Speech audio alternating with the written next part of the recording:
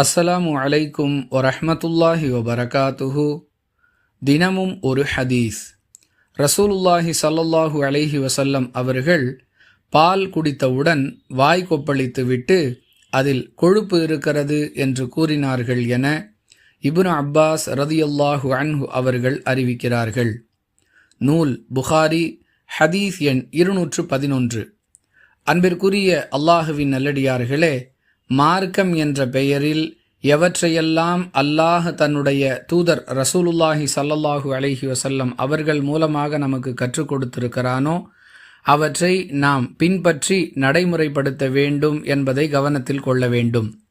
அந்த வரிசையில் எந்த உணவில் அல்லது எந்த பானத்தில் கொழுப்பு இருக்கிறதோ அதை நாம் உட்கொண்டால் உடனே வாய் கொப்பளித்து விட வேண்டும் என்பதை ரசூலுல்லாஹி ஸல்லல்லாஹு அலைஹி வஸல்லம் அவர்களுடைய இந்த நடவடிக்கையிலிருந்து அறிந்து கொள்கிறோம். உதாரணத்திற்கு சொல்வதாக இருந்தால், நாம் எப்பொழுதெல்லாம் பால் அருந்தக்கூடிய வாய்ப்பு ஏற்படுகிறதோ அப்பொழுதெல்லாம் உடனடியாக வாய் கொப்பளித்து விட வேண்டும் என்பதையும் கவனத்தில் கொள்ள வேண்டும். புரிந்து நடந்து கொள்வோம். வாஹிரு தஅவானா அனில் ஹம்துலில்லாஹி ரப்பில் ஆலமீன். அஸ்ஸலாமு அலைக்கும் வரஹ்மத்துல்லாஹி வபரகாத்துஹு.